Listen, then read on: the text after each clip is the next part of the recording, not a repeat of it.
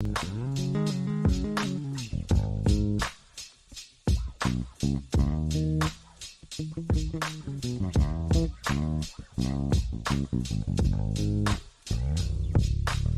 and gentlemen, it is your boy Rico back at it again Tuesday night. We got a special for you always, but a little special today because I will not be solo. I'm going to be joined by the man himself, Sal Capaccio. And I'm not trying to go heavy on the name, so I'm going to let him do his own thing. But you guys already know who this is. One of the most popular guys in Buff, one of the most popular guys in Buffalo media. And he's got one of the smoothest bald heads in the game because a lot of these media guys are flocking with, you know what I'm saying, heavy set of hair, but my man Sal is holding it down as the bald smooth man. So without further ado, let me introduce my man Sal Capaccio. Sal, what's happening, brother? Yeah, I love it. Thank you, man. Appreciate you, Rico, for sure. Number one.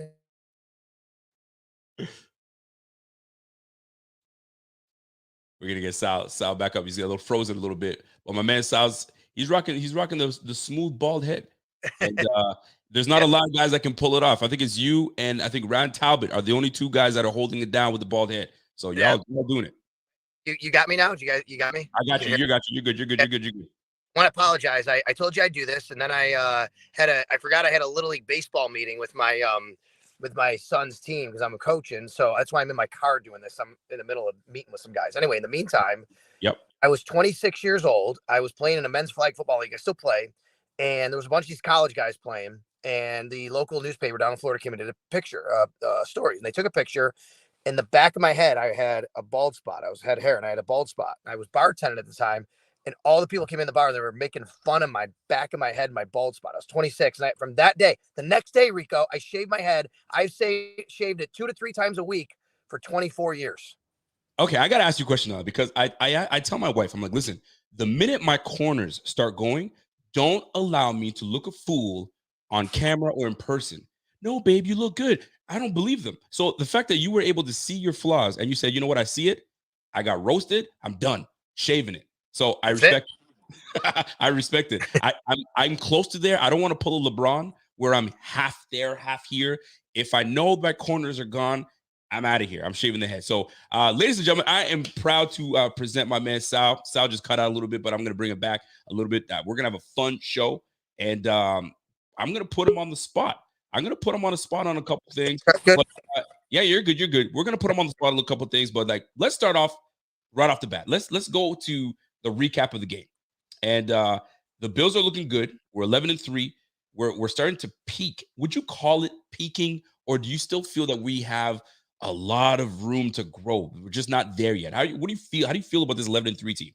I think there's room to grow because I think that they've had some ebbs and flows. And I think that right now there's some things that they were doing well that they kind of had a little ebb and they have to go back to the flow, right? If you will. And I don't think they've hit their ceiling. But at times, you can still see that efficiency take over like they did in the final drive of the fourth quarter, which is a fabulous drive. So they certainly have the talent to do that. But I don't think they're necessarily peaked because I think that there's been some circumstances like injuries, weather, things like that this team can actually play better. But I mean, every team can say that, right? But they are still winning games regardless. I think grinding out the wins, though, like instead of blowing teams out like they have and they did early on in the season a couple of times and kind of leaving no doubt in week 1 in LA and week 2 against the Tennessee Titans. I think at this point, though, they're still winning games. They're showing that they can win in a number of ways, even when they don't have their A game.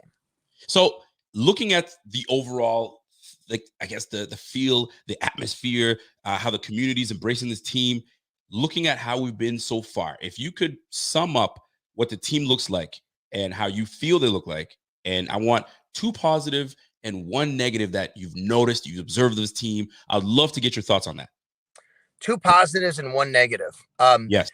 All right, so I'll start with a positive and say that this team really, really has great leadership.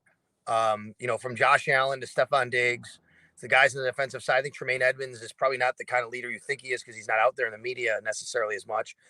Jordan Poyer, obviously, they believe in their leaders. Even the guys who are hurt, like Von Miller. I mean, they just have great leaders. And, this is a big product, too, of them all being together since 2017, 2018. These guys, throw almost a lot of them on their second contract, right? I think that's a very big positive. I'll go to a negative. And I think a negative is that we've seen them kind of have these dips in their play that I think show up for it could be different reasons. I know we could talk about injuries and things like that, but you go back to the Jets game, the fourth quarter, being able to run the ball on them, right? You've seen even the Miami Dolphins, like you see a couple lack these they busted coverage or whatever, a touchdown here or there. Those are the things that hurt them in certain situations. You've seen, I mean, heck, against the Jets, even against a couple other teams, they really stalled on offense for it. It seems like when they do that, Rico, it kind of comes in waves, right? Like three or Yes. four drives in a row where they won't have anything happen, or a whole fourth quarter of letting up the runs. I think that's the negative. They have to be more consistent. I think being less consistent lately has been hurting them as well. Then a positive look. I think this coaching staff has done a great job to navigate through the injuries, to have the kind of guys that they don't know who's available, isn't available. Whether it's somebody on the defensive front or the linebacker Matt Milano, Tremaine Evans, and it hasn't been perfect at times, but I think they've done a great job to navigate through these injuries. And one thing I always say about Sean McDermott coach teams, I was here obviously through Rex Ryan and all those other coaches. They Right. coach everybody in the roster the same. They do. They coach everybody, and it truly is a when it's your turn, you're expected to play because we've coached you and you should be ready. I can't say that. I think Rex Ryan was like a top heavy coach, is what I call him. For example, he relied so much on his best players and stars that if things went wrong, you had to rely on guys at the bottom of the roster. It was done. You weren't going to be able to do that. Sean Mm. McDermott's not like that. Sean McDermott says, I don't care who you are. We coach you the same every day. The standard is the same every day. And as Mike Tomlin says, the standard is the standard. I think that Sean McDermott has that same philosophy. And I think they've done a good job with that.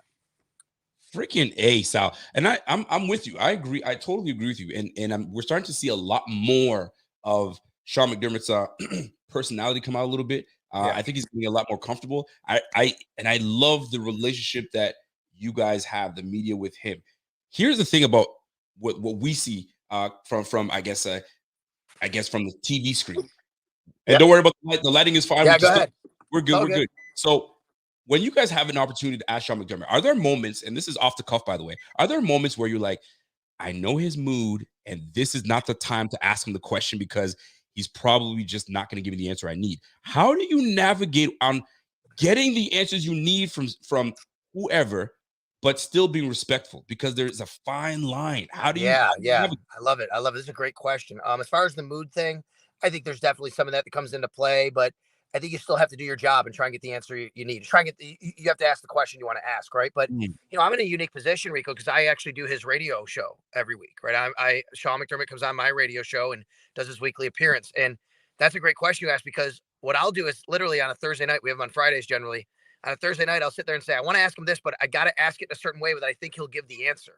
If I Right. don't ask it the right way, he's not going to give me the answer. I kind of have to weave my way in there to kind of get it. And you're not trying to trick him or anything like that. I think you have to make him feel comfortable. That's what it is. If Sean wants to feel comfortable, and I think I have a good enough relationship with him that he trusts me, but that's what it's about. It's really about trust, and I think that's the way you have to do it. What's funny is though, what you said is right, which is be respectful.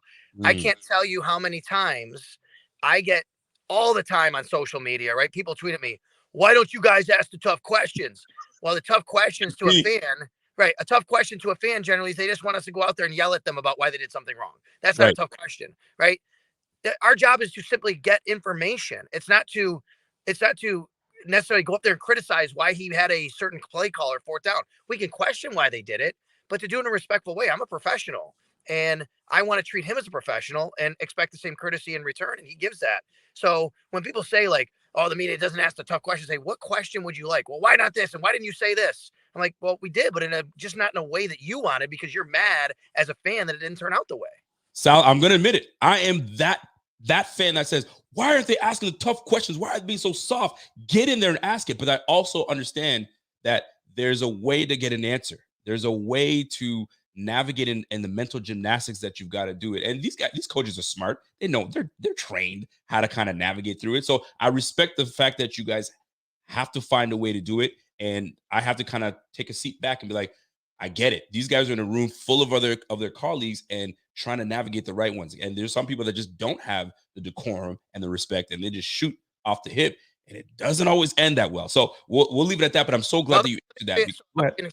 I think I give a real life example. So let's say, for example, it might be like if let's say Roger Saffold played really horribly or something like that, and it was everybody could see it, right? I think like you go in there and say, why didn't you guys ask them why they don't bench Saffold? Like that's not That's I'm wild. not that's an opinion. That's not a question. Right. That's an opinion. But Hmm. what I can do is say, how did you feel Roger Saffold play? And did you consider ever making any changes on the offensive line? That's how you do it professionally.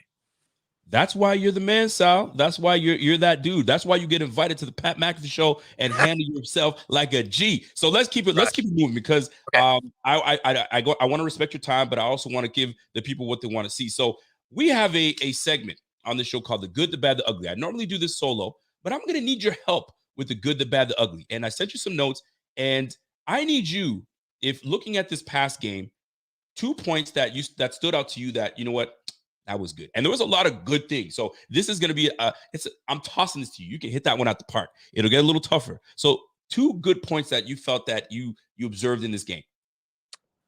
Two good points observing this game against the Miami Dolphins. I thought Correct.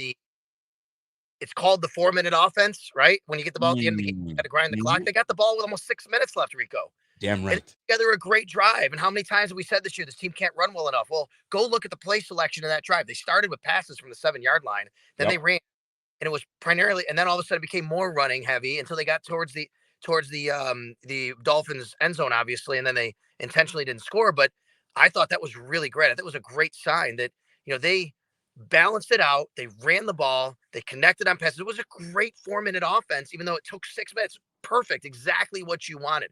To me, that was a really good thing. Another really good thing, I thought that the way that they kind of defended Tyreek Hill, even though he had a touchdown, I don't think people Yep. realize like they didn't give him anything over the top. He got by Trey White.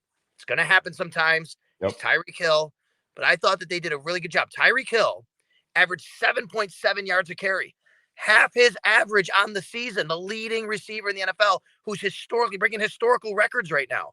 They did a really nice job on him. They kept him underneath. And they said basically, you want to throw it to him, we're just going to come up and tackle. Now, that wasn't very good. We can talk about that, but overall, but I thought that was a really nice job how they defended Tyreek Hill. A lot of times it was Trey White, and hey, Trey got beat a couple times. He also had Yes, it is. 3 pass breakups, more than anybody in the whole game for either team.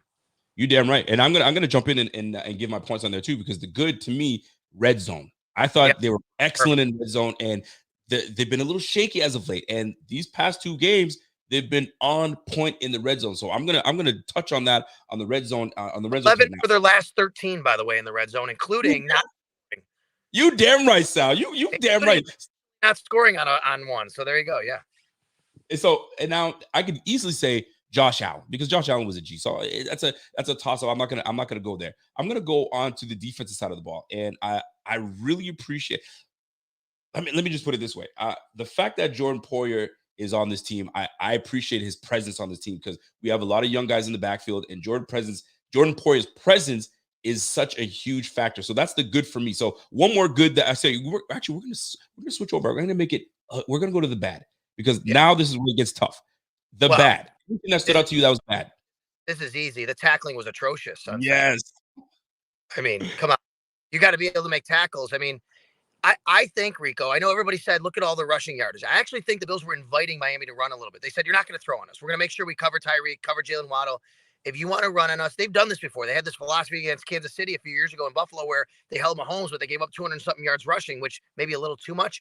They basically said, I think, we're going to let you run on us. You're not going to throw on us. But if you're going to do that, you have to make tackles. You can't just let somebody get through your second level and then suddenly run in the clear. Mostert was just running through people. There was missed tackles everywhere, missed angles, bad angles. So I would say the bad in this game, the thing that really stood out more than anything negatively was the tackling in this game. And I'm gonna go. And I'm not gonna tackling was epic. Penalties for me. I Yeah. feel that we had penalties that hit us in the wrong spots, and obviously the biggest one was the Cam Lewis situation where he ran into the kicker, roughing the kicker. That was Yeah. deflating, right? Big third down stop. We're getting the ball back, and then that happened. So to me, that was the one thing that stood out to me that was bad. This is where it gets a little tougher, Sal. We're going to the ugly. What stood out to you in this game that was hideous? It was ugly. You're like, oh God, get out of the way from me. What did you think? I'm going to go to what you just said. That Cam Lewis penalty. I mean, what was happening there? It wasn't, it's one thing to and you could debate whether they should have gone for the block or not. That's fine. I mean, I'm fine with it. I'm fine with it. Sometimes you just have to pick your spots. They went for their spot. but you got to know where your aiming point is. You rep that so much, and I still can't figure out what he was doing. Did he think the punter still had the ball? Like, I'm not sure. Like, it just, and Cam Lewis, this is a guy. Remember, he didn't knock down the pass against Justin Jefferson, Mm. right? I mean, he's had a couple of mental lapses this year where he just wanted to get, and I love Cam Lewis, and he's a UB guy, right? And Yep. he's fought his butt off to be in the position he's in, but you can't let that happen. They that was a critical point in the game. The Dolphins scored on that drive. So the ugly to me wasn't just the penalty. It was how the penalty occurred. It was just so blatant, basically, that what was going on there. You are freaking right, man. And just timing of it, and just it was. I was just more baffled. I was like, "What the hell just happened?" And all guys know you don't go towards the kicker. You go kind of in front of it and angle it. It Yeah. just didn't work out, and I'm sure he's beating himself up for it. So I mean, Oh, we can sit here as a fan and just bash him. He already knows, right? And he loves his team enough that he knows that he messed up. For me, I'm gonna say the ugly. And I think it's one of the obvious things at the beginning of the game. Fans throwing the snowballs. I was like, "Come on, guys!" I got Not hit. off. Did you get hit? Yeah, I wrote about it on my Arrow Up, Arrow Down column I do for WGR, and I got hit in the back of the head, and it hurt. And then it was very cold for the rest of the while. But I'll tell you a funny story though, to turn a Mm, negative into a positive and funny thing. So Bill Vinovich, the referee, we all know he basically stepped up and said, "Hey, don't throw the snowballs. Could be a 15-yard penalty." right. Right before that, there was this delay, and I'm seeing him. He's kind of in front of me, and he's talking to these different people on the sidelines. Like, I don't know what's going on. Bill Vinovich is delaying the game for some reason, and he kept looking at me. Rico, he's looking at me. I'm like, why is the referee looking at me? Well, I had a microphone in my hand for my job. He thought I was the PA announcer for the stadium. He walks up to me and he says, "Can you make an announcement for me?" And I said, "I can't. I'm a radio guy. I'm doing radio." And he had this look in his face like, what he didn't want to make the announcement. He wanted someone in house to do it. Yes. Right. So after I told him that, he stepped down. He made the announcement. So I agree with you. Wasn't a good look for us. We got to be better It than that. wasn't. Somebody could seriously get hurt. No, and you know, and it wasn't. I was like, and I was puzzled. I was like, why are we doing this? This is not Yeah. like us. This is weird. But anyway, people, they're excited, prime time, snow in the air. They just want to make sure that, they're seen. So it's one of the things that stood out to me. Now, Sal, this is a tough one, man. I'm putting you on the spot. All right. This is one of the favorite segments that people like, and it's the milk carton alert. Okay. Milk carton alert. It doesn't necessarily have to be a player. It could be something that you feel is missing, and we need it back. And there's been some players that have been on this, and I don't shy away from it. I've even put Von Miller on this list before, and most people might say, "What, Von Miller? You damn right. You pay that man millions of dollars. You better show up every damn game." So, Sal, the milk carton alert. Who is All right. off So the milk carton for you, my guy? this is what you're going to say. Come on. You be a little, come on, be a little more critical of players. Something. No. Listen, all year I've been waiting for at least one trick play from Ken Dorsey. We Oh, had it from Brian Dable every other freaking week. Where's one trick play? I've not seen a halfback option, a throwback to Josh. I haven't seen a flea flicker. I haven't seen one trick play from Ken Dorsey. Where is the trick play? It belongs on the milk carton. I like that, the trick play, and I'm looking for the Philly special. Give me something, but maybe Anything. he's holding on to it because Yeah. Josh Allen said it. Hey, we put a couple new wrinkles into the on Saturday's game plan, so maybe Dorsey's saving the, what I'm saying, for the Bengals. I don't know. We're gonna soon find out. But I really like that. For me, milk carton alert. This person's been on the milk carton alert for a long time now, and I don't want to put this person on milk carton because we are going to talk about this individual in some time, and I want your thoughts on it. So I'm gonna change it up. I'm gonna say the milk carton alert was the defensive front, and we allowed way too many rushing yards. But I love your take. We invited them to run because we're Yep. not going to give you the big play. Although we did give up a couple of big plays to Waddle, but we invite you to take the run. I kind of like that angle, but I did not like that we gave up 180 yards rushing. It's one thing to invite it, but you still have to execute better than they did. Thank you. Absolutely, I freaking love everything about that. So, sir, we're gonna thank you. By the way, folks, this is Sal Capaccio. I don't have to explain to you who he is. WGR's finest, I might say, and one of the smoothest bald heads in the game. So Sal Capaccio came through. He's got a very busy schedule, so I appreciate your time, Sal. You know that how that goes. So let's move on to the next one here. So we have a segment called Two Words. 2 words, 2 thoughts. Okay. And folks, Sal has no idea what I'm going to ask him. So he's either going to give me 2 words that come to his head or his 2 thoughts. So, Sal, before we get in there, I got to get my graphics up. I got to get my music queued up. And we're going to get right into 2 words. So, you better come with it, because if you don't, you're going to get roasted online. And you know how Twitter is. Twitter is a terrible place I get roasted enough every day. So, I mean, I know it. Let's go. Hey, block button has been strong lately. Listen, man. Are you a big blocker? Do you block a lot? No, I'm not. I actually unblocked every single person I blocked, other than like bots, not too long ago. But I think over the last 6 or 7 months, I've had to use it a little bit more liberally, because people have just been a little bit more nasty, and I don't like that. Let's stay on this topic for a second, because social media. I personally, I mean, I'm sure a lot of us like have thick enough skin that care. Like, these people don't mean much to me, but I never use the block button. I just ignore them. But if they're really in your mentions, what pushes you so much to say, all right, you got to be blocked, man, I'm done with you? Because if they get really personal, okay, really rude, I can handle most stuff, but then I'll tell you what it is, Rico. I'm tempted to respond to people, to defend myself, to explain something, and I say, if you're going to be like that, though, I'm just going to block you. So then I just can forget about you in 10 minutes. And then the next time you do it, I won't even see it. Because you won't see it. So that's why I would mute people too, because sometimes I can go down the rabbit hole of basically responding to people I shouldn't respond to. And I'm doing it for myself. Yeah. I block so that I don't do that again, because I don't want to engage with people who are going to be like that to me. And sometimes don't you just want to just tell them to go fuck yourself, man? Yo, quit talking shit to me. I feel like those are necessary sometimes, but I get it. You got to be professional. You got to. You know what I want to do sometimes, Rico? Like, honestly, I want to, and you can't do this through social media. People think I always want to kind of be combative. I want to say, like, dude, nothing about me and what I'm truly about. You hear me and a persona on the radio, and not that that's not truly me. Of course it is, but I bet you if we got to know each other and we went out, we'd probably get along. We'd hang out. We might disagree about sports, whatever. But that's what I want to say to people sometimes. Like, you don't really know what I'm truly about. Look, I get, like, I talk about myself a lot. I talk about my family a lot. And it rubs some people the wrong way. Some people love it, right? I hear people say, I love when you talk about your son, Max. You bring your family. And some people go, I can't believe you talk about yourself and your family so much. You can't please everybody. You can't. you definitely can't. Right. But the people who say that, I want to be like, okay, that's fine. You don't like it. But I bet you, if you and I hung out, you'd be like, oh, yeah, it sounds a pretty cool guy. Would hope so. I would think so. And I think that we'd all kind of get along. I think we probably get along. I think I'm a big food guy, and you seem to be a person that loves to sit down and have a great meal. I bet you we'd have a freaking great conversation over a meal. I can guarantee it. Anytime that you're in Canada, Nova Scotia way, I got you. We're gonna go. I don't do seafood. You're all the way up in Nova Scotia? I'm in Nova Scotia, baby. I knew you were in Canada. I didn't know that. My stepbrother lives in Nova Scotia. You know what? This province is a small province. He probably lives down the street. I wouldn't be surprised. Probably. We'll have to DM each other and find out where. My program director at WGR, his name is Alan Davis, is from Nova Scotia. Well, there you go. Well, there's that connection right there. You see, small world. It's a small world, and it just got smaller. I have one question before we go to the 2 words, and I want to respect your time, but I have a question because I really want to ask this question. You're in the room. You're in the press room. You've got 12 to 15. I don't know how many of your colleagues are in there, and you've probably got your questions lined up, ready to ask, and then somebody asked a question you're about to ask. You're like, damn it, that was gonna be part of my article. All the time, doesn't it? So it's just move on with it, right? I guess. Oh yeah, you just don't ask yours, or you find a new one. If you want to hear yourself talk in the media room, you just want to ask another one. But yeah, for sure. It happens all the time because we all have a lot of the same thoughts. Why did this happen? What happened there? What's your thought on that?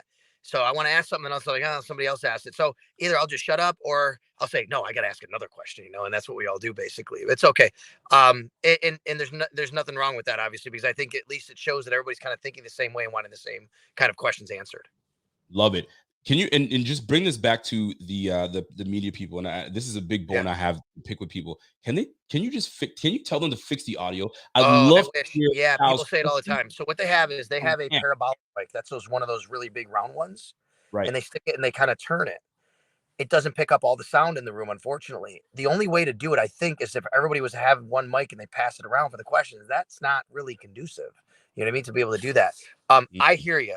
We got to figure it out. They know it. It's not on the media. It's Bill's PR. They do their best with it to do their best because they do have mics around the parabolic mic. It just doesn't pick everything up.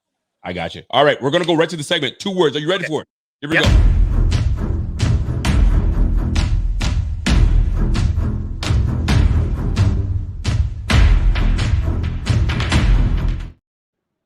Here we go, Sal. This segment is called Two Words. I say something. You give me either 2 words if you're comfortable enough to say 2 words or 2 thoughts. Your choice. Are you ready? Yes. Ken Dorsey. Still evolving. Still evolving. He is. And a lot of times folks want to get and jump on his ass, but you got to remember it's his first year. He's still learning the ways. He's got a lot of pressure. He was given a Ferrari and told to take it for an 18-week spin here and then get it home after that, right? And that's tough to do. And he never drove a Ferrari before. So, I mean, it's tough. How's he driving the Ferrari, by the way? Yeah, I think he's keeping it on track at least. I mean, he's doing a good job. I think there's always times where you say, hey, you went off the road a little bit. You got to get back on track. That can happen. But I think he's generally kept. I mean, look, not only, Rico, are they 11-3. People don't realize they have more points right now than they did last year at this time with Brian Dable as OC. Facts. That's facts. Has he stalled yet? No, he hasn't stalled. I think when they have stalled, I wouldn't put most of that on Dorsey. Like Josh against the Jets, a couple stupid decisions obviously made, things like that. Facts. That's facts. That's facts. By the way, folks, smash that like for my man Sal Capaccio. Not for me. Sal Capaccio's right here holding it down, and we're doing 2 words right now. Next one, Micah Hyde. There's thoughts. There's potential that he could be coming back. Shed some light on this. Is this honestly a possibility that we could see Micah Hyde come back this season? Just maybe. That's my question. This is what I'll tell you. No one's trying to hide anything from anybody. Okay, that's not what it is. But I will tell you, just from my personal experience, conversations I've had, that I think Micah would love to come back. I think he understands, though, that he has a serious injury that he had surgery from, that there's a lot of risk involved. And there's a timeline involved. He is working out hard. He's keeping himself in the best shape possible in case it does come to the time where he is cleared to come back. I don't think Micah Hyde is ruling out coming back, because Micah Hyde believes he might be able to do that and wants to do that. I would say there's not a 0% chance he comes back. But I also know that this is a very big ask, and nobody wants to see him re-injure himself, get hurt again, anything like that. So, like I said, just maybe it could happen. I'm not banking on it, and I'm not predicting it, and I'm not reporting it. And again, I think when everybody says, oh, how come you guys keep teasing us with this? I just think it's super interesting that this is happening right in front of our eyes, because I don't know if he's coming back, but I know he would love to be out there with his team. I like the wordplay, by the way. No one's trying to hide anything. I don't know if I didn't even notice that. There you go. Right. That's it. Right. So, well, listen, I'm going to take that as he's coming back. It's not coming from me, but I'm going to take it as he's coming back. There you go. I feel good about it. All right. Don't attribute it to me. That's good. Kyer freaking Elam. What would I say about Kyer Elam? 2 words. Inconsistency. 1 word.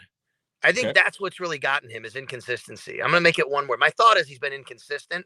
Right. Look, I'm going to compare him to James Cook early in the year. All right. The idea of James Cook was great to everybody. Why aren't they giving the ball to James Cook? Why isn't he playing? Why is he inactive? Why isn't he getting snaps? Correct. Kyer Elam. Why isn't he on the field? Why isn't he doing this? Like, the idea is great, but when you put it to practical use, sometimes it doesn't work out as great as you want. And guess what? They're trying to win every game, and every snap matters. And if you aren't doing everything you're supposed to do, and we've seen sometimes James Cook miss a hole, miss a block. We've seen Kyer, not that everybody does, and of course they do, put the ball on the ground. But these guys, they work Monday through Saturday to try and practice on Sunday. If they're not doing everything possible that they're supposed to do exactly right, then it's, hey, and he's a rookie. Can we trust him in that situation? So I think Kyer Elam's problem has just been a little bit too inconsistent. And I go back to, the games, in Detroit a little bit, and times earlier this year, early in training camp. Right. I do find it interesting that when asked about it, when he was not playing, Leslie Frazier used the word technique a few times. And I just wonder if he's still learning the correct techniques they want him to learn, because they feel that if he's not using those, they're going to hurt him really, really hurt him in critical situations. And this is off the cuff. If Kyer Elam is inconsistent, and this is tough, what is Dane Jackson? Yeah. Dane's also been inconsistent. That's the problem with not having. Look, it's tough to play corner in this league. It is. Tough to play corner. And I would tell you, I think Dane Jackson's played better than most people give him credit for, but I absolutely see that he's had some flaws this year. There's no doubt. I'm not saying he hasn't. He's been beat in pretty big situations. We've seen that. Right. If you go back a couple weeks ago against the Jets, I mean, he took a lot of criticism. I went back and watched that game. I thought he made a couple big plays too, and a couple big pass breakups as well. And I think we have to also give that credit and think about that. So I think he's in a tough spot. I mean, he's kind of playing still the kind of the quasi number one role Yep. as Tre'Davious White comes back. It's tough to play corner in this league the way teams spread you out, the way they have these. Every team has three great receivers, it seems these days, at least two, 100%. right? So, yeah, I think Dane's also been inconsistent. But the thing about Dane that's bothered me is I think he's taken a step back, Rico. Like, Yeah. I think he was better last year than he is this year. Correct. Inconsistent. So maybe that's what it is, where Kyer hasn't had a chance to elevate yet. He's a rookie. Dane kind of showed us, hey, he can do this. And he filled in for Trey and everything. We expected more, and I don't think he's played at that level this year. Got it. So let's. I want your thoughts on this. We're going to try to switch it a little bit. Trap games. Do you believe in them? And are we going into one against the Bears? I don't necessarily believe in a trap game. What I do believe in is a team's emotional state and getting too high and getting too low. I don't think they're looking past certain teams. I think trap games are you're looking past the team. I don't believe in that. I do believe you can come off a really big high and then play poorly the next week because you're kind of still celebrating, if you will, and thinking back on it and not really focused on the next game. I also think, like Miami, that if your back is against the wall and you've played poorly for 2 weeks in a row, that you pay attention to detail and you get up and you play, and I think that's what Miami did, to be honest with you. I think Miami played well because they knew they had to, and I do believe in that. I don't think the Bills are in a trap game against Chicago. The Bills they're too consistent under Sean McDermott for that, to be honest with you. They approach every game the same. I do believe in, though, hey, we're riding high. We've had this great win, and what's gonna happen. Like, look at the Raiders, the way they won last week, right? I wouldn't be surprised if the Raiders come out. Now they're not that great anyway. If they come out and you're like, oh my, and they're a little bit flat because everybody's telling them how great they were and looking back at that play all week. You're on a high. I like it. No, I completely, everything you just said, completely get it. We're going to switch it up a little bit. I have to know the answer, man. Is Die Hard a Christmas movie? So I'm on record as saying yes, because I think I've gotten in this debate and I've just told people yes. I don't really know if I feel it is because it's so funny, but I think if I had to define a Christmas movie, it has to be kind of about or revolving around a Christmas theme. I would agree. And it doesn't totally do that, but because it's a Christmas party, but I don't know. Somebody said to me, well, people don't get murdered in Christmas movies. I'm like, that's kind of true, I guess, right? If you want to look at it that way. So I don't know, Rico. I go back and forth. One day I say yes. 1 year I say yes. 1 year I say no.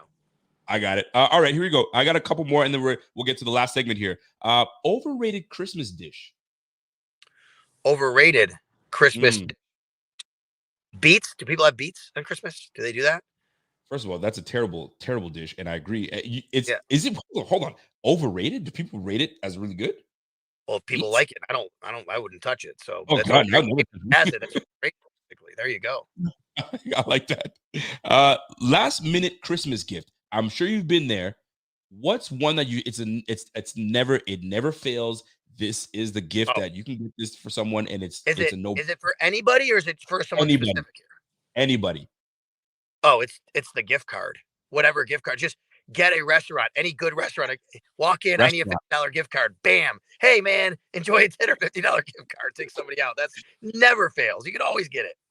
I'm actually, you know what? The gift card, the restaurant gift card is huge. Actually, that's a big one. So, Sal, you've been great. This is the last segment of the show, and it's Say It With Your Chest. Okay. Everyone loves this one. This gives you an opportunity to rant, or it gives you an opportunity to talk about something that's not talked about enough, and you feel that I need to get this off my chest. So, Sal, I'm going to let you gather yourself while this segment plays out, and the floor is yours right after this. Say it with chest. Say it with chest. Say it with chest. Say it with chest. All right, listen, anybody who's ever listened to me on WGR, especially over the last year or so, knows that I've said this, but I think I'm even more emboldened to say this week right on your show, Rico, and that is the game has passed Bill Belichick by. That's right. The most accomplished coach in NFL history is not the greatest coach in NFL history. You want to be the greatest coach? Win with lesser quarterbacks. Win more consistently when you don't have the greatest quarterback of all time. That's why I think Joe Gibbs is the greatest coach ever. He went and won 3 Super Bowls with 3 average to above average quarterbacks at best. Joe Theismann, Doug Williams, Mark Rippon went to a 4th over a 12-year period. Bill Belichick is under 500, 10 games or so, under 500 without Tom Brady in his as his starting quarterback. And now you see that Bill Belichick right now is coaching like a below average NFL head coach. Listen, do not confuse that with how good of a football coach he is. Amazing football coach, amazing defensive mind. He's not a great NFL head coach. He had the GOAT his entire career, and now we're seeing it. You know what he's like, Rico? I've said this before, but maybe your listeners and viewers have never seen. He's Brooks from Shawshank Redemption. Brooks was in prison for decades and decades, and then he got out and he said, holy cow, the world went and got itself up in a big hurry and didn't know how to adjust. Well, this guy had Tom Brady for 20 years.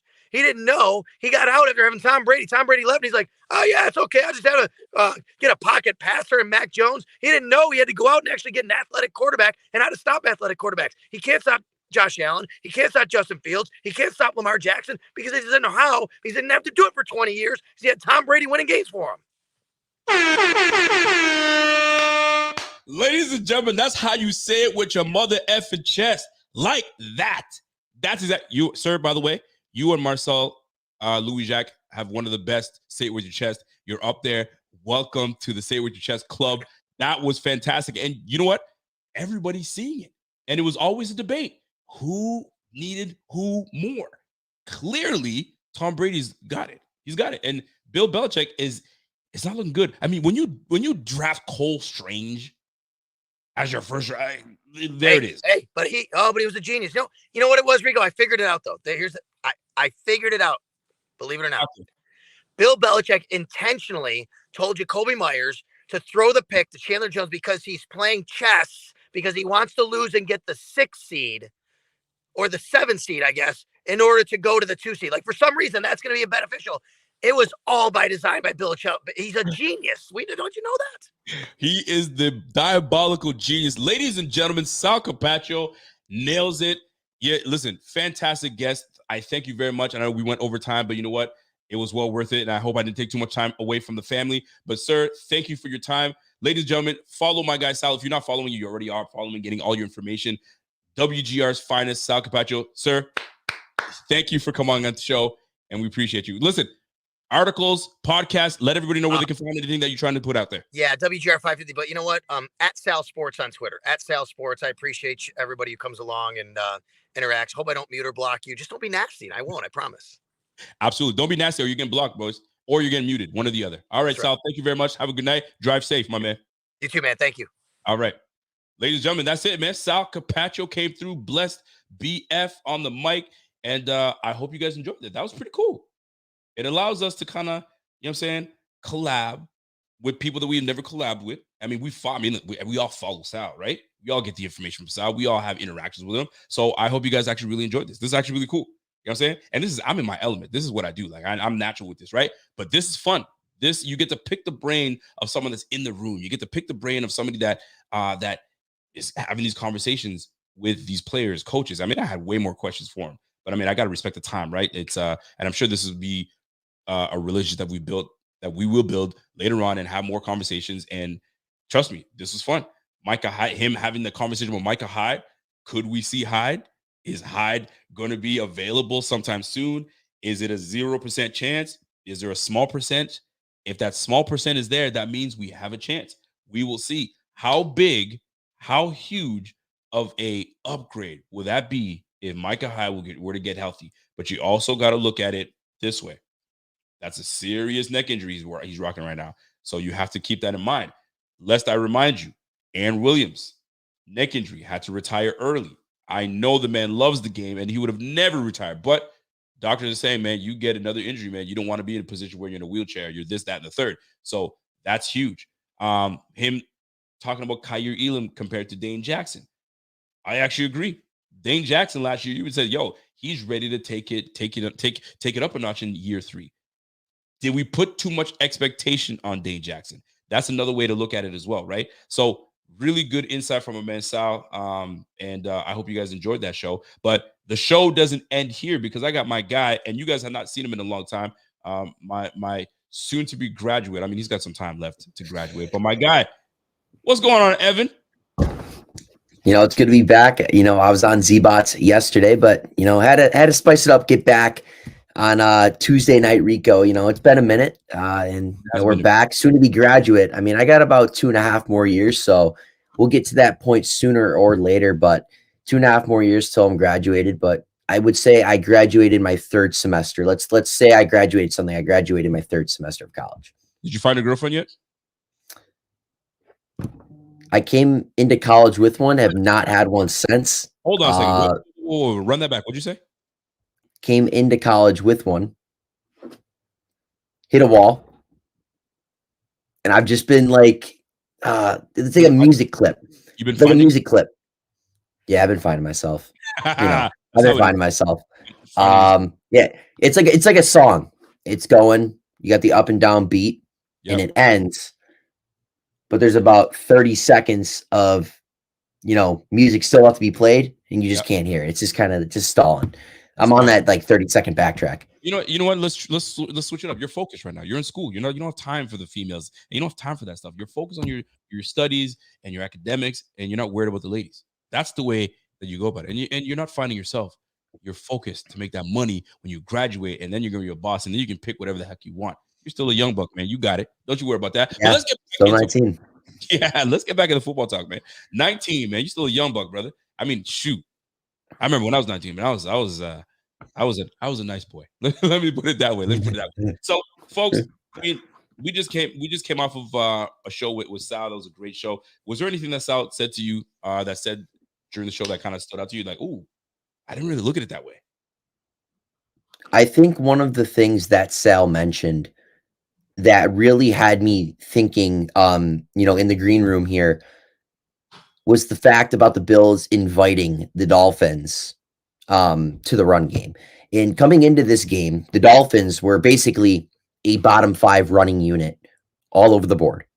Their yards per carry, rushing attempts, rushing yards in total. Like they just weren't overall a good running team. And the way Sal put it, it kind of made sense that the fact that the Bills were allowing the Dolphins to run on them, right, or inviting them to run on them. But the fact is the Bills just, let them run on them a little too much, and they didn't clean up by tackling guys like Raheem Mostert and Ahmed. But that made sense a little bit more because I'm just like, why aren't the Dolphins able to run so like aggressively and just, get those yards after contact? We saw that with Raheem Mostert. Why is all this going on at this point in time? I get it. You want this, you want to invite them to the run, but at the end of the day, the front 4 guys have to tackle better. The two linebackers in Milano and Edmonds and the nickel corner in Taron Johnson just have to tackle better. And you can't leave it up to your safeties in the back end to make those plays when you got a guy like Raheem Mostert who runs a 4.3 just going, speeding down the sideline. But the way Sal put it, it does make sense the way he put it, why the Bills, kind of let the Dolphins in the run game. Tyreek is so scary, right? You don't want him to break a game open because once he does, not even that. But and you have to have a short memory. This is what they say about a DB. Have a short memory. And if you let a guy like Tyreek Hill get past you, it's tough to recover from that because now you're like, shit, he might go after me again. So the fact that these guys were able to keep Tyreek in front of them, dude, he had 9 receptions for 69 yards. And of the 69 yards was that 20-yard reception touch for a touchdown over Trey White. But other than that, I wouldn't say bottled them up, but we contained them as best we could. Now, Jalen Waddle on the other side went off, right? So he had 3 receptions. I mean, big plays after big play, right? 3 receptions for 114 yards. So 67-yard run pass. But it happens. What were we going to say, Evan? And I will say this. The Bills' defense overall has done a good job of containing Tyreek Hill and Jalen Waddle. Absolutely. The 2 times that we have played them this year. Yep. It's just the fact that when the Dolphins have needed to play the most out of their 2 top 10 wide receivers, they've got them. Whether in week 3, they had that post route down the middle from Jalen Waddle that got them inside our red zone, and then they got that touchdown, which put them on top.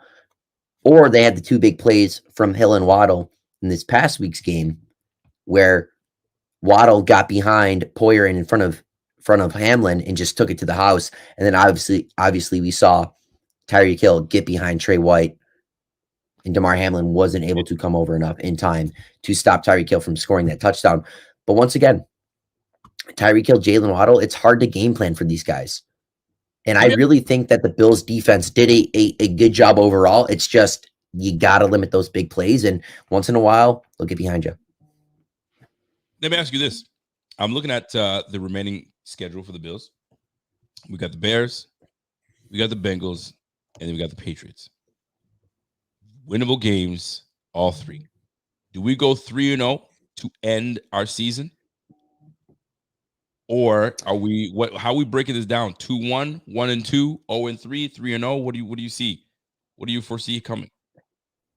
Well, I will say that if there would be a game that the Bills potentially could lose, it would be against the Bengals, just because of how high powered their offense is. But you cannot sleep on the Chicago Bears or the New England Patriots, per fact, just because the Chicago Bears have something rolling in their offense right now with quarterback Justin Fields, and he has been on a tear. And I know that from obviously watching him, but also to the fact he's on my fantasy team, and he's the reason I'm in my fantasy playoffs right now. There you go. But Justin Fields is not a quarterback to sleep on and take light. He's the third quarterback in National Football League history to rush for 1,000 yards in a season. He's a strong physical runner, and he's improving as a thrower. 100%. And that's the thing. All these people are saying, hey, just contain Fields.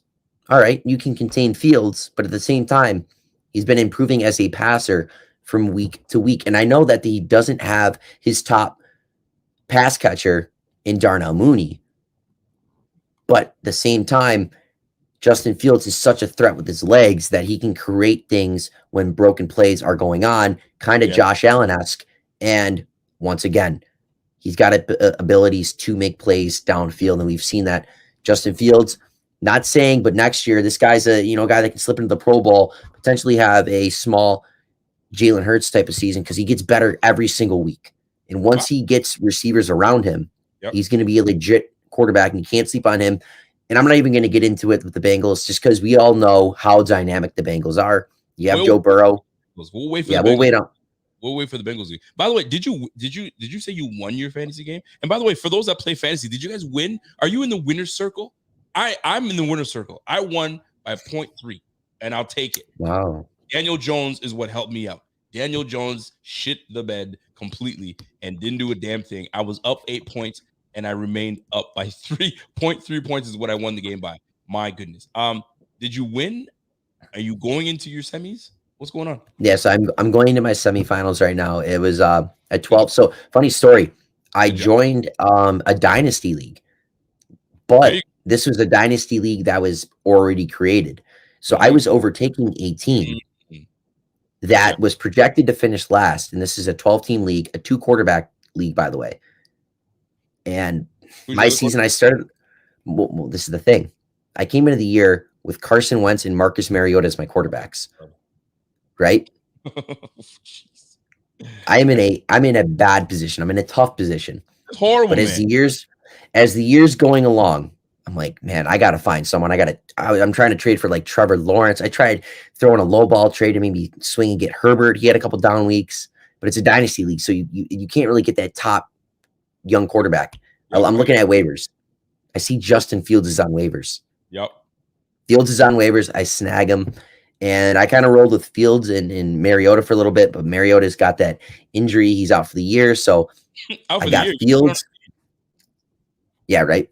But I had Fields, and then I got lucky. I stuck Jerick McKinnon in for the last 2 weeks. He got me about 80 points this past 2 weeks combined. So he's kind of helped me out. Good for you, boss. Good for you. You know what's hilarious? I just picked up Zach Moss for fantasy. Out of all the people to pick up, I picked up Zach. Actually, I didn't pick up. I put a waiver in for him.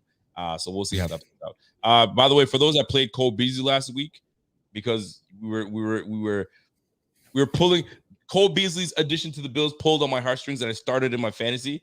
That almost made me lose my game. In playoffs. The nerve of me to do something like that. He gave me 1.9 points, enough for me to get the win. My goodness. Hey, those were the best 1.9 points you ever needed. Oh my gosh, I'm so glad. I'm so glad that actually happened. Anyway, let's switch this. Let's switch this game up. All right, Ev, I need your energy on this one. I need your energy. The freaking Miami Dolphins, man. And I got this clip I got to play it. I wanted to play this for Sal and really get his thoughts on this. And but I needed to respect his time, but I really wanted to get his thoughts on this. I might even just it's too late now. Maybe next time I'll get him. But tell me what you guys think of this clip. And I'm starting to I don't have a problem with this person, but I'm starting to kind of like, all right, the shtick is over, buddy. All right, we get it. All right, you're quirky, you're funny, but you're corny to me. But check this out. So Jerome, Liam, Byron, anyone else you can think of? No, I don't know. I'm not sure if I feel as inviting about information today, Barry. We'll see. You're just trying to do your job, so I'll help you. No news on the last, so we can stand pat on that one. What the fuck was that? Mary, I'm not sure I'm just fucking answer the damn question. Just Rico. Or I'm on the mood. And then the awkward stare. Like, dude, knock it off already. Dolphins fans, I get it. You guys have a good coach. He's a good coach. You know what I'm saying? But yo, this quirkiness that he's doing, I ain't buying it. It's weird. It's over with. Rico, I respect McDaniels as a coach. I think he's an outstanding offensive-minded coach. But anytime I see a clip of him on the presser, I watch like this just because I get a little creeped out the way he's looking at me when I'm watching him on the podium. I just kind of have to like kind of like this. I don't know. This is the way he just kind of looks at you when he's answering those questions. I'm like, all right, man. I'm like, I'll listen, but I don't know what I'm going to get out of this. Here's the deal. I love that there's context to it because my man Andrew Lipson just said, yo, Barry wrote an article he didn't like. That's what he was about. He was going on out there. So it's like somebody talks shit to you on Twitter. And then they say, hey, man, I'd like you to come on my podcast. You know what, Evan? I kind of don't really want to share my time on your podcast. It's pretty much what pretty much has happened. But he's just a quirky dude. But I get it. If somebody was talking shit about you on the article, I mean, he's got to do his job, A, and you got to start winning because this is your second. The Miami Dolphins are on a second 3-game losing streak. They need to get their act together because they potentially could lose the next 6 games. They've got the Jets, they've got the Patriots, and they got the Packers. Dude, Packers, they're not a bad team. They've had some terrible luck, especially early in the season. They're starting to come together. The Packers, if they beat the Dolphins, the Dolphins could go on a big time collapse. Are you prepared? Are you prepared to roast Dolphins fans? And have tuna? I don't know. Are you a tuna guy? Do you like tuna? No, I'm not a tuna guy. Do you like sushi? We'll make it sushi. Do you like sushi? It's hit or miss, but I'll dabble into it. You'll dabble? Well, listen, man. These Dolphins could easily go on a 6-game losing streak and collapse, an epic collapse. How terrible would that be?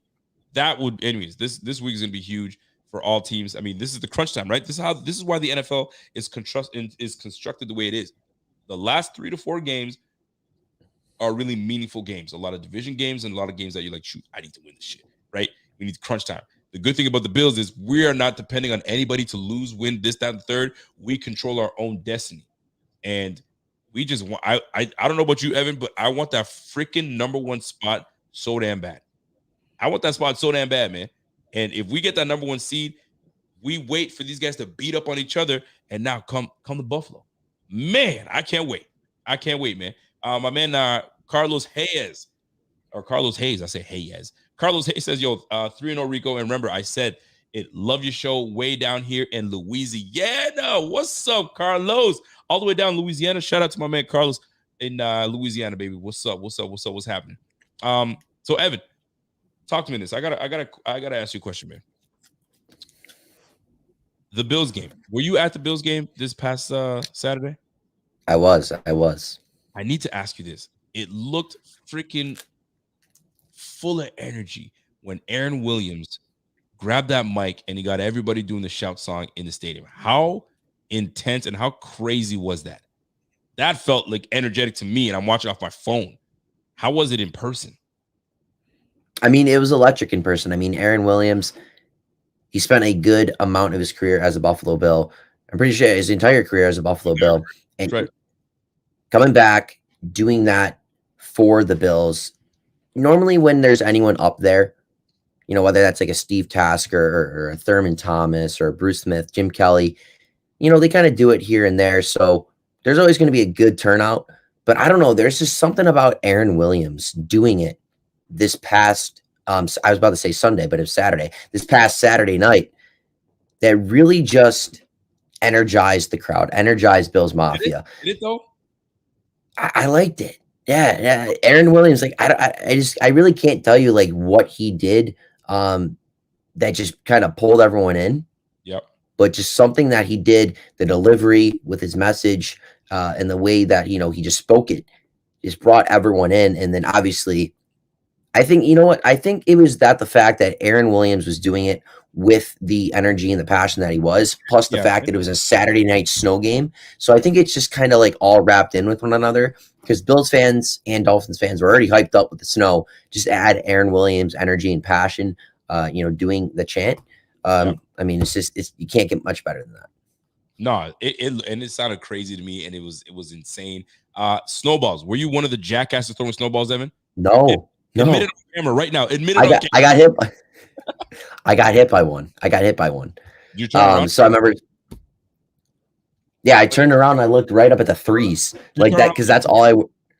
That's what a Karen would me. Yeah, right. So Sal mentioned that he got hit by one while doing his sideline reporting for WGR. Right. I'm just minding my own business, waiting for the third quarter to start. I'm on my phone, sitting down in my seat. Yeah. And all I know is all I feel is this snowball coming from the threes, like chip my chin and just hits me right in the leg. And it had some ice in it. Like it kind of hurt. And I'm just looking, I'm like, guess who threw it? Z-Bot. I know. Hey. I know. He's trying to get your attention. I know, right? No, I think he was actually sitting on the other side of the hundreds, but that would have been funny if that was Z-Bot. But I look up and it's just a bunch of Bills fans just looking at me. They're like, I got you. I'm like, dude, I'm like, don't do that. But funny enough, did you watch Josh Allen's post-game interview with NFL Network on the table? Yes, I did. I was right in front of Josh because that's where my section is. 114, that's where I sit. You didn't make eye contact? Yeah, I mean, me and Josh made a couple eye contacts. We, saw each other like, I know you. And this Miami fan threw a snowball, and he's about to throw another one. And like me and my couple people in my section were like, okay, dude, no way. Like, you're not throwing a snowball at our quarterback, because not only could have ice in it, hit him in the side of the head. Worst case scenario, the NFL is like, all right, you're going in concussion protocol, Josh. But the guys, they were mentioning that you could get arrested if you hit one of the players. I'm like, dude, you really want to be that idiot that gets arrested? I want to be that guy. Yeah, and someone mentions, did he get that on that stubble? Oh man, you probably did that because you got strong stubble right now. So if that snowball grazed you, you probably split that snowball and didn't even feel it. That's why I have a stubble. You got a little stubble. It looks like I mean, I shaved a while ago. I actually the kind of the time I wasn't on, I actually had a really nice beard going. Yo, Evan, let me ask you a question, man. When you go to these Bills games, are there? I mean, I've been to several Bills games, but do you ever go to kind of just look at the ladies and be like, yo, maybe I can pick one of these girls up in here. There's just so much options for you out there. How come you don't just bag one and take one home with you? No? Because I'm with my dad. I'm with my dad. Your dad can be your wingman. What you mean? Hey, have you guys met my son? I'd act like your dad. Hey guys, this is my son, Evan. Me and my son, Evan. Total catch. Yo, I'll be your man. Next time we go to Bills game. Rico, all right, no. Rico, come to Bills game. We'll hit up a couple of tailgates. You're damn right. I'll get you some. And you just, I mean, I have my moments here and there. There you go. But I'm gonna go into hockey terms. I'm not going into my wheeling phase with my dad right around the corner. I like it. Well, Evan, here's the deal, man. I want to kind of switch the game up a little bit. We're gonna switch the game up a little bit because it's been a while since we've done a show together. So it's good to see you back on the mic and doing our thing. So here it is, man. This upcoming game against the Bears, and I don't want to get too much into it, but a guy we haven't the most athletic quarterback we faced obviously is Lamar Jackson. and we know Lamar Jackson. And man, this freaking Justin Fields is a different beast. He's a different beast, and he can throw.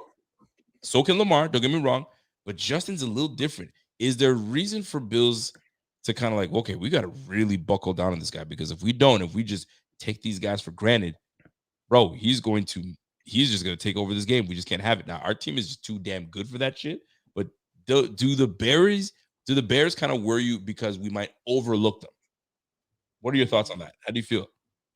So the one thing I will say about the Bears right now is that they're the number 1 overall rushing attack in the National Football League. They got a great running game that's led by obviously Justin Fields and David Montgomery and some others in the backfield. The number but one. The one difference I will say about Lamar Jackson and Justin Fields as runners, when they do decide to run the football, is that Lamar Jackson is a little more of an elusive runner. He's going to try to make you miss. He doesn't really want to try to run through you like Josh Allen. He might step out of bounds. He's not going to try to create or meet the contact. But Justin Fields, he's a little more of a bigger bodied quarterback. He's a little more physical. Not only can Justin Fields evade you, he's elusive, but he will like to meet the contact. He's not afraid to dish a hit per se and go try to run through you like Josh. He'll try to make that play. He'll hit you with a truck. He'll try to spin move. I don't know. He might try to hurdle you. We haven't really seen that yet. He's so young in his NFL career. He hasn't really pulled all the, the tricks out of his bag yet. But Justin Fields, a very physical runner with the football, much more physical than Lamar, I would say. So you mentioned like we've played quarterbacks like Lamar Jackson. He's probably the most gifted runner we've played over the past few seasons. I don't think Fields is as gifted as a runner as Lamar, just because I think Lamar is just more faster and elusive. Right. I get it. But, it's gonna be a tough feat anyway. I mean, dude got 1,000 yards rushing, man. That's freaking nuts in itself. Speaking of quarterbacks running, Jalen Hurts hurt. Something to do with his shoulder / collarbone or something of that nature. Hopefully it's nothing too crazy. They say that he could be coming back. So Minshew takes over. But let's go back to it, because this is, and I tweeted about this. This is the type of shit that Bills fans fear. When you have capable running backs in the backfield, i.e. Miles Sanders, i.e. for us, James Cook, Devin Singletary, but we have Josh Allen running the rock, doing his thing, and that's what he does, and we can't take that away from him because that's part of his game. But it does happen. Don't you want to be able to use your RBs more so than using Josh Allen to run? Because Jalen Hurts is no different. He's similar to what Josh Allen does. Mobile with his feet, will throw the rock, and look where he's at right now. And that's due to him running the football. Does it strike fear into you? Or are you like, man, I'm not worried about it. Josh knows how to kind of protect himself, take hits, and so on and so forth. How do you feel about it? Because I'm uncomfortable with it. When I see guys like Jalen Hurts get hurt, I'm like, chill out. Give the ball to the running backs. Devin Singletary is doing a damn good job back there. When he gets the ball, he does what he does. James Cook is coming on. How do you feel about it? Or are you like, man, fuck all that shit. Let him do what he does? I'm kind of in the middle. Obviously, I don't want to see my $250+ million quarterback take those types of hits. But it's the fact that Josh Allen is so good at what he does. He produces unlike none other. I don't think you can ever go away from that. When you brought Josh Allen here to the Buffalo Bills as a rookie, obviously he's still trying to go through the ebbs and flows of being comfortable passing in the pocket. And he's not comfortable, so he's going to take off and run. That is so ingrained into what he is now as a quarterback. He knows that, hey, if I don't have a throw that's, open up, I'm a 6'5" big quarterback. I can not only run you over, but I'm fast and elusive enough to get around the corner and get through you, that I can pick these 9 yards up with my legs instead of my arm. And also, I think Ken Dorsey sees Josh Allen as another part of the run game, as a player that opens up our run game. Because when you look at the Eagles, now I do say that Jalen Hurts taking an injury probably is due to part of Nick Sirianni play calling, because Jalen Hurts ran the football 17 times. Now, I know for anything, Josh Allen, I'm pretty sure is 17 times. Well, 17 times? I'm pretty sure. If someone can correct me if I'm wrong, but I'm pretty sure. But also, he ran it 17 times, if that is true. The Eagles also, then that is, I'm part of the head coach, but I think the Eagles don't need to let Jalen Hurts run as much, in my opinion, because they got a much better offensive line. They got, in my opinion, I think Sanders is a better running back. I think they got a better trio of running backs running the football Right. over there in Philadelphia. And for a long time, they were the number one rushing team. So they don't need to rely on Hurts as much. I think the Bills need to rely a little more on Josh Allen running.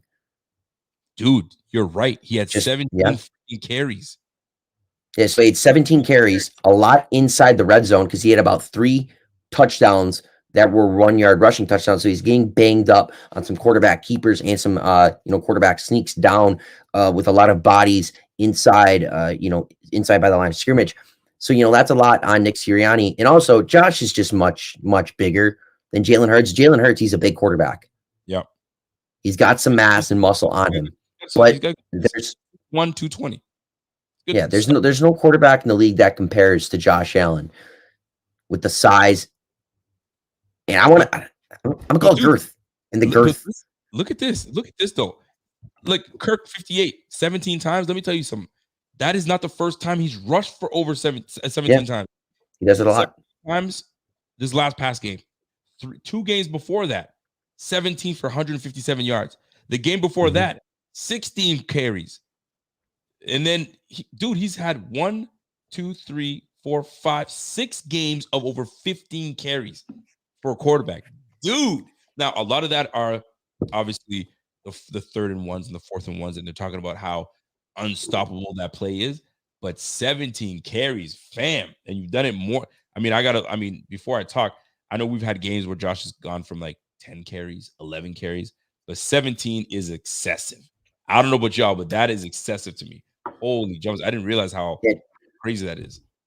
And another thing with Josh running, I mean, he said it himself in interviews. He likes, taking that hit early in a game. He likes kind of getting into the game by just taking some contact, whether that's from a safety or a linebacker, just kind of meeting him while he's running the football. Yep. And again, for all those, 70,000 fans that are in the stadium and all the millions at home watching, I'm sure we all have the same reaction, no matter where we are watching the game. Of course. We're biting our fingernails and we're running around the living room, and we're just like nervous and having an anxiety attack every time Josh Allen runs the football and hurdles over a safety or tries to hurdle over a 6'5" linebacker like Anthony Barr, anything. Yeah. But at the end of the day, what's the Bills' record? 11-3. How have we gotten here? Because of Josh Allen doing Josh Allen things. And again, you're going to have to live and die by that. He's going to take a lot of bumps and bruises throughout this way, but at the end of the day, I think it's going to lead to a Lombardi. And when it does lead to that Lombardi, we're not even going to just think about Josh Allen running. And I know you want to keep him for as many years as you want. I think he's fine. He's a big quarterback. He knows how to take care of his body. Another thing I will say is that these athletes have so much access to training and like nutrition stuff. I know. And just stuff like that. I think there's much better ways to take care of your body nowadays than I think there was in years past. And that's even going to just 3 or 4 or 5 years back. But I don't know. Tom Brady's school of freaking eating avocado ice cream and all that. I will say this though. When I was in Boston for a concert, I did go to the TB12 store. And how was it? Exhilarating? Yeah, it was exhilarating. I mean, I will say this though. It was like just me and like one other person. There you go. Listen, I'm looking at Josh's rushing stats. He had 6 games of double digits carries, and they've never surpassed 12. 12 was the most he did. He did 12 for 32 yards, and that was in the win versus Kansas City, right? So, and one of them was the hurdle. So go figure. But I mean, listen, Josh is built for it. Jalen Hurts is built for it. Just you know what I'm saying, you get nicks and bruises, and that's just what it is, man. But yeah, listen, folks, that's it for us, man. I just wanted to come on here real quick. The main part of the show was me bringing on Evan, and Evan came through, and then our second guest was the prize of the show was Evan, obviously, and then Sal Capaccio was number 2. And so I gotta show love to my guy Evan. So I hope you enjoy the show. By the way, Evan broke his wrist. I don't know what he was doing. I don't know what he was up to. But his right wrist happens to be his right wrist that he broke. Take it easy on yourself, man. Take it easy. But folks, I hope you guys enjoy the show, man. I really do. And we are back at it again, not tomorrow with Rev, but on Thursday, and then we're back at it again Saturday against the Bears, and then we've got Christmas Day on Sunday. So hope you guys enjoy it. What's up, Evan? What do you got? I will say this though: if there has been a take in Buffalo Fanatics history that has aged so well, it has been my Bobby Hart take. And not only is he the first extra lineman to get called on the field, he's in our top 6 for linemen on this team, and I love it. I can't allow you to just spew nonsense like that to the good people of Buffalo and the good people around the world. Stop your nonsense, Evan. I gave you a spot. I gave you a freaking platform to speak truth. And then now you spin some bullshit. So, folks, I hope you guys enjoyed the show. I hope you guys enjoyed the insight that Sal came through and showed out. And Sal, we appreciate you if you run this back. But anyway, we're back at it again Thursday and then Friday, and then the game on Saturday. Now, because we have a game on Saturday, I might not do the show on Friday, but we'll see, because sometimes I can't stay away from the mic and I need to get my rocks off. But we'll see how he plays out, man. I'm hoping that you guys get a fantasy win this weekend. And I hope you guys make it to the championship. I'm part of a 14-team league. It's crazy. It's a PPR league, and it was $100 buy-in. So that's $1,400 right there. Here's my question for everybody. If you've gotten to this point of this show, if you are in a fantasy league, how do you feel about the championship game? Do you split the money? Do you 60-40? Do you 70-30? What is the deal? Do you give them back their buy-in and you keep the rest? What is your strategy? I feel like I'm more of it's winning in. That's it. I win it and I'm winning all of it. I'm not trying to give you any more. But how do you guys feel about it? Split it? I don't know. Anyway, you guys let me know. Enjoy yourself. And if you guys got to this point right now, I need you guys to type into the chat, into the comment section, Evans Stubble. Write that into the chat. That's when I know that you've made it this far and you got here and you know exactly what it's about. Evan Stubble, snowballs hit they hit Evan's chin and it splits it, because that Stubble's strong. He's got a strong Stubble game. You know what I'm saying? So we're gonna leave it at that. And folks, we'll catch you on the flip side. Evan, do you have any last words you want to give for the people? Bobby Hart MVP. This guy's on his. You know what? You on your Bobby Hart and I'm on my Nate Peterman. So I guess we're on the same shit. we're on the same shit. So that's it for folks. Go around. We'll catch you on the flip side, man. Enjoy the rest of your evening, and we'll see you guys in a couple days. Until next time, me and my man Evan, it's the Rico Report, and we'll catch you guys on the flip side. Until next time, we're gone. Catch you guys. Peace.